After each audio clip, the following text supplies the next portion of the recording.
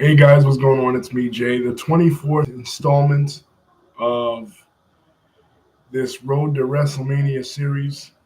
I'll be reviewing each and every WrestleMania for till we get to WrestleMania 41 on April the 20th.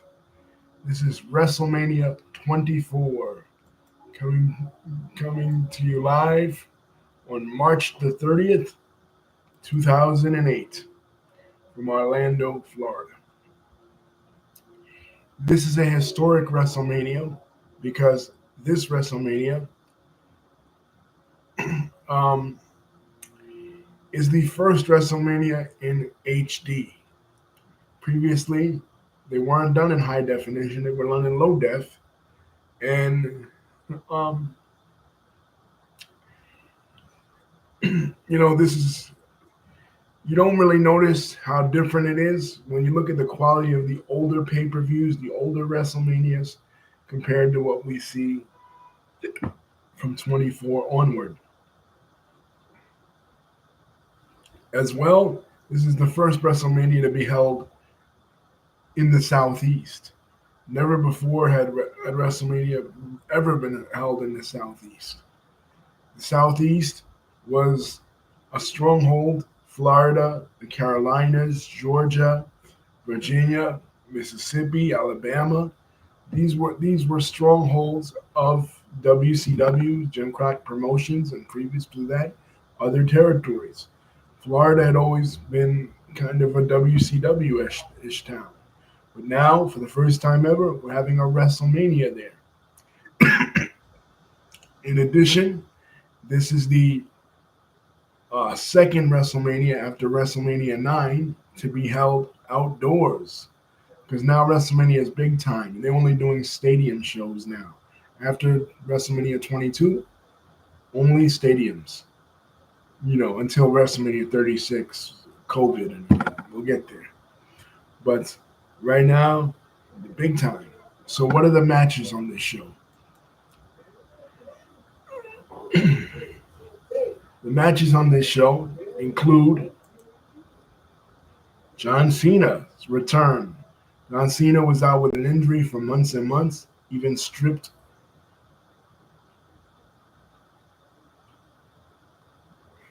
Even, at least so it's even WrestleMania Day, yeah. Not today though. I'm just trying to get all of these done so that before April 20th. I got school, I got a lot of other things going on, so I'm trying to get them all done. Um, John Cena coming back after his injury. He was injured for out of injury for like 4 or 5 months, stripped of the WWE Championship.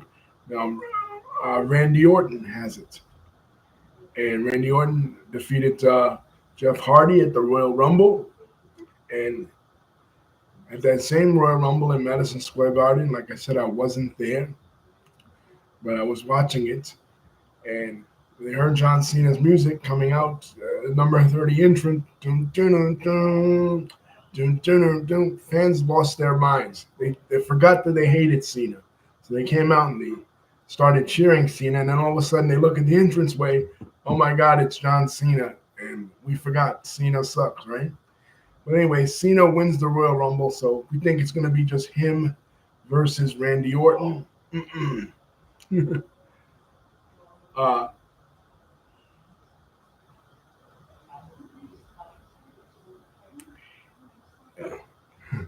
no, it's all right, Lisa. It's all right.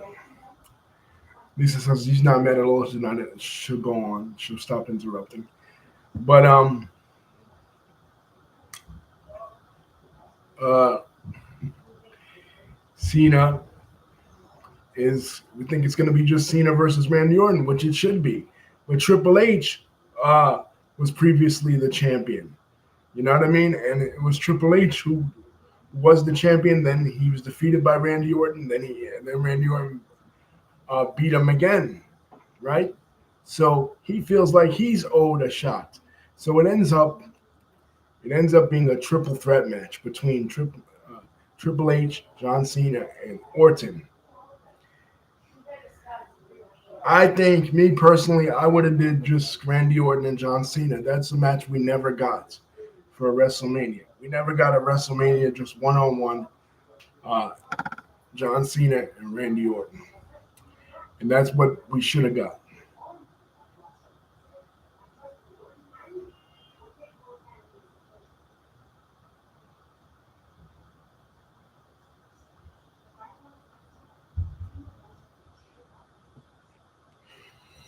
But unfortunately, we did not. And the primary rivalry going into SmackDown was Edge, the World Heavyweight Champion, taking on The Undertaker, challenging The Undertaker for his streak. I said last time in WrestleMania 23 that that I believed that The Undertaker should have closed the show.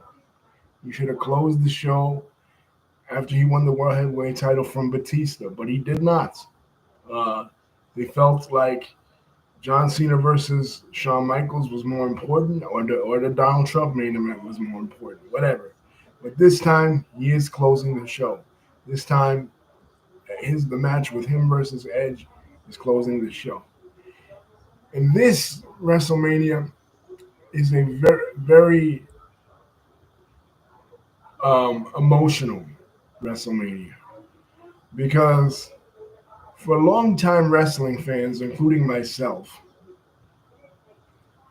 we grew up with Ric Flair. We loved Ric Flair. But Ric Flair is winding down. And Vince McMahon is forcing Ric Flair to retire. And what does Flair say? I will never retire. Woo! I will never retire. Right? So, in order to get Ric Flair to retire, Vince McMahon says, "Listen, the next match you lose will be your last match." So Ric Flair's having match after match, he's winning, and then Vince McMahon finally says, "You know what? You're facing Shawn Michaels at WrestleMania." So two of the greatest are going against each other, and Ric Flair is putting his career on the line. If Ric Flair loses, he's gone, you know, and we'll see what happens. Another match, big hyped up match, Floyd Money Mayweather, the pay per view king as of 2007. The fight he had in 2007 with Oscar De La Hoya was the highest grossing boxing match and pay per view fight in history. So he was a huge moneymaker. So WWE wanted him. They wanted him here. They wanted him at the pay per view. And who was he going to take on? Big Show. Originally, I heard that the plan was to have Oscar De La Hoya and Rey Mysterio go against um, Floyd Mayweather and Big Show.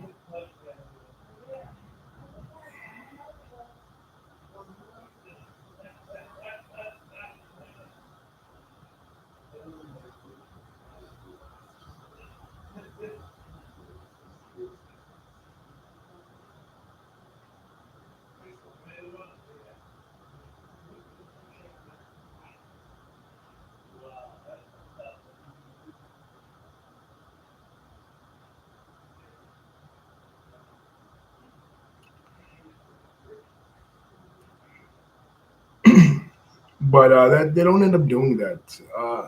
They end up just doing one on one. I guess Ray dropped. I mean, I know De La Hoya didn't want to do it, but I guess Ray dropped out.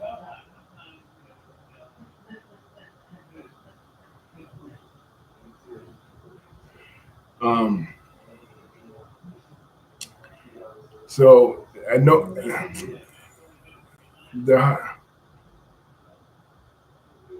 they're hyping this up as a boxer and a wrestler match because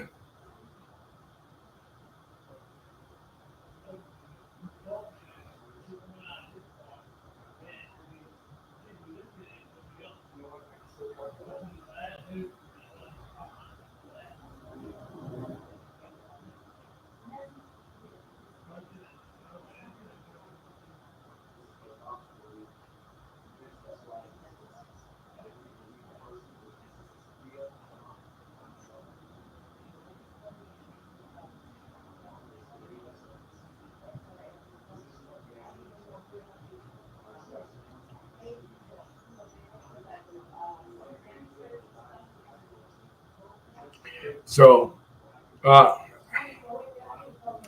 I don't know. That was technical difficulties, guys. I'm sorry. I probably have to do this video over. But anyway, No Way Out, 2008. Mayweather comes and Big Show is coming back, and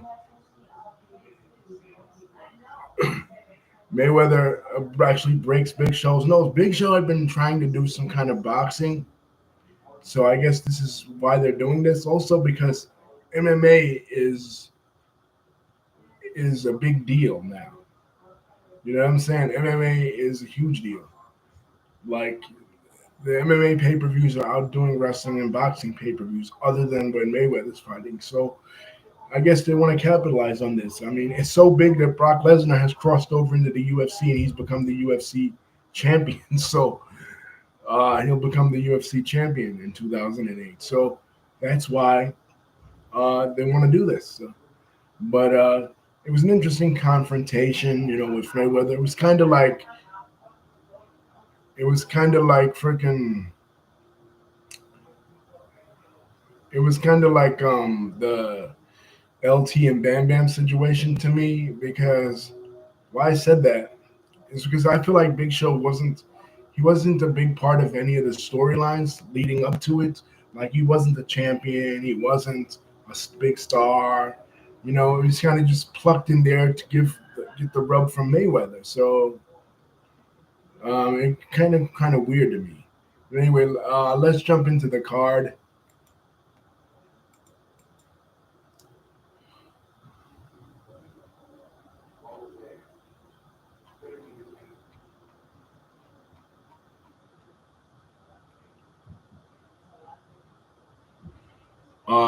The pre-show match, Kane. It was a battle royal.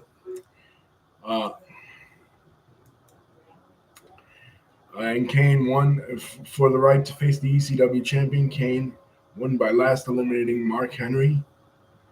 Uh, Two, John Bradshaw Layfield defeated Finley. This was supposed to be a match between Finley and Vince McMahon, but it was canceled due to the whole bastard storyline being dropped. The third match is CM Punk defeated Shelton Benjamin, Chris Jericho, Carlito, MVP, Mr. Kennedy, and John Morrison. This is Money in the Bank. Now, initially, this was supposed to, I believe, be Jeff Hardy winning the Money in the Bank. But Jeff Hardy, had some of his personal problems as usual. So CM Punk, a guy who was on a third string on the ECW brand last year, surprises everybody, surprised the hell out of me, and won the Money in the Bank match.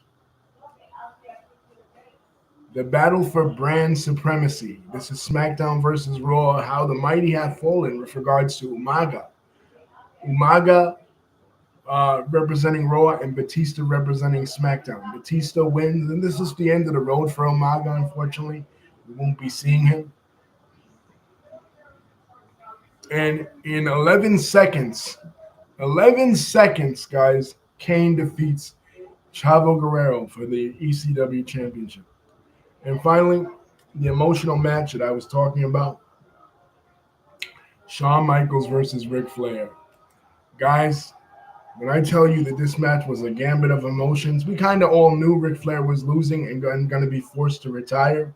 But when Shawn Michaels starts tuning up the band for Sweet Chin Music, and then mouths "I'm sorry, I love you" as Ric Flair's going like this, asking him to super kick him in the face, crying. You all started tearing up. And then the next night on Raw, the celebration they did for Ric Flair, where the Horsemen come out, Greg Valentine came out, Batista came out, Triple H came out, all these other wrestlers with the video package of leave the memories alone. Man, we all were bawling because here's a man, Ric Flair, who has wrestled since the 1970s. His career started in 1973 and ended in 2008. He's wrestled anybody that was anybody. He's wrestled John Cena. He's wrestled Bruno Sammartino. He's wrestled Harley Race. He's wrestled Hulk Hogan. He's wrestled Kevin Nash. Anybody who was anybody between 1973 and 2008 Ric Flair has been in the ring with. He's an absolute legend, and in many people's opinion, was the best to ever do it. So, I mean, he didn't stay retired. He actually went back to TNA 2 years later and wrestled. But as far as WWE is concerned, this was the end for him. The next match is the Playboy Bunny Lumberjill match. Beth Phoenix and Melina with Santino Marella defeating Maria and Ashley with Snoop. And Snoop gets involved. Snoop clotheslines Santino Marella. So it was cool to see Snoop D-O double G in his first WWE appearance. Will not be his last. Uh, and finally, the first of the two championship matches, Randy Orton, Triple H, and John Cena. Now, this match was good. It was decent. I felt like it would have been better. It would have been better had it just been Randy Orton and John Cena. Like Triple H was not important in this, but oddly enough, Randy Orton retains, becoming the second heel in history to walk out of WrestleMania as the champion after Triple H. Now, Triple H for the rest of the year in 2008 would dominate, and he would go on a couple months later to defeat Randy Orton. Why didn't they just do it at WrestleMania? I don't know. But Randy Orton will have a hell of a year. He will go on to form his own faction with Cody Rhodes and Ted DiBiase Jr. and called Legacy. And he will go on to win the Royal Rumble in 2009 and main event WrestleMania again with Triple H, which we will be talking about next edition, WrestleMania 25. Okay, now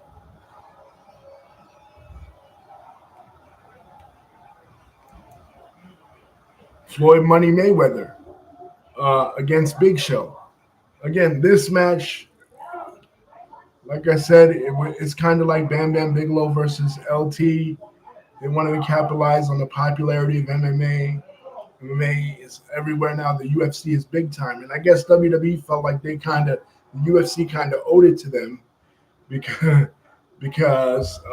if it weren't for Vince McMahon allowing the Ultimate Fighter to air after Monday Night Raw in 2005 when WWE was still on Spike TV.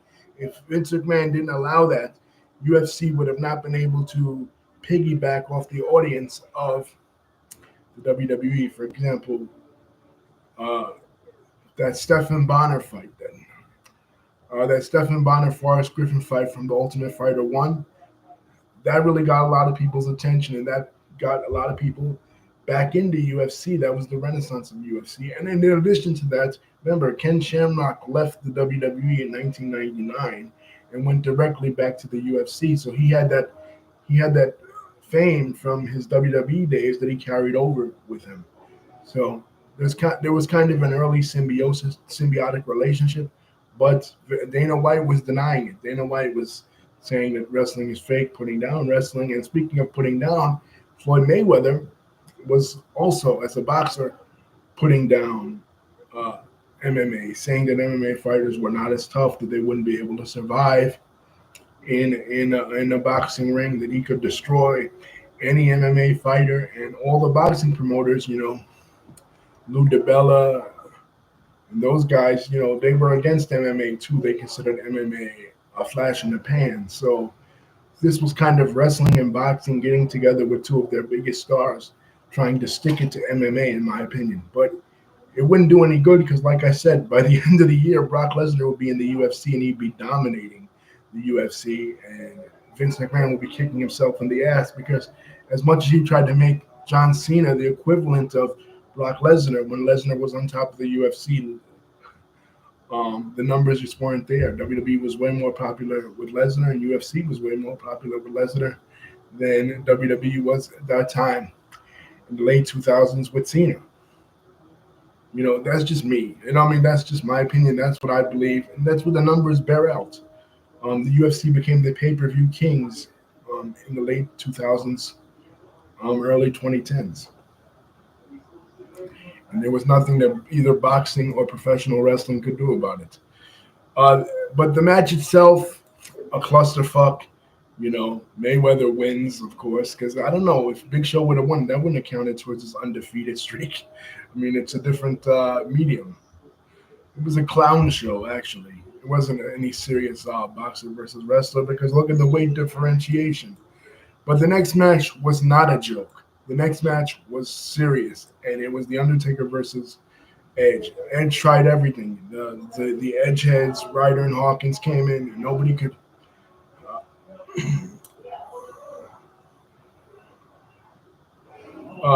could defeat them at all.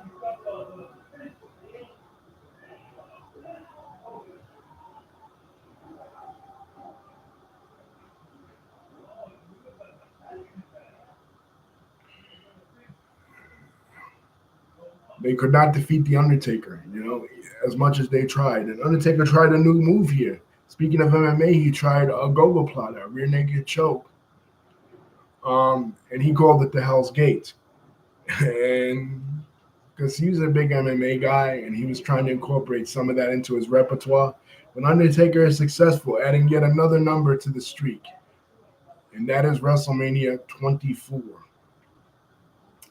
Guys, not a lot to add to this, but it would be a crazy year the rest of 2008. Like I said, Triple H would come to dominate. He would be traded to SmackDown. Edge and Edge and the Undertaker would continue their rivalry going into SummerSlam 2008, ending in a Hell in a Cell match. Um, CM Punk would cash in his Money in the Bank and become champion for the first time, ending unceremoniously at the Survivor Series after being jumped by Randy Orton. And then by the time we get to 2009, Triple H is still the champion, and Randy Orton is on top with his own faction, winning the 2009 Royal Rumble. So I'll see you guys again for the 25th anniversary of WrestleMania in Houston, Texas. Love you guys. Thank you for contributing, Lisa. And I'll see you again for WrestleMania 25, Houston, Texas. A lot of events. I had a friend that went to this one. We were talking the whole time there. I was watching it on TV, and she was there live. She was a big Cena mark, so she marked out when John Cena competed in his triple threat match.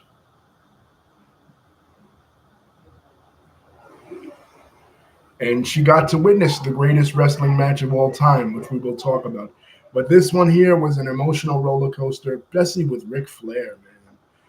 Like, still to this day, it's been years and years now. When I hear Leave the Memories Alone, I always think of Ric Flair's retirement. I just wish he would have stayed retired. You know what I mean? It would have made it much more impactful, but he didn't. So, but I love this WrestleMania. I look back at this WrestleMania with fondness. Uh, 2008 was a great year in general. Barack Obama became the president of the United States.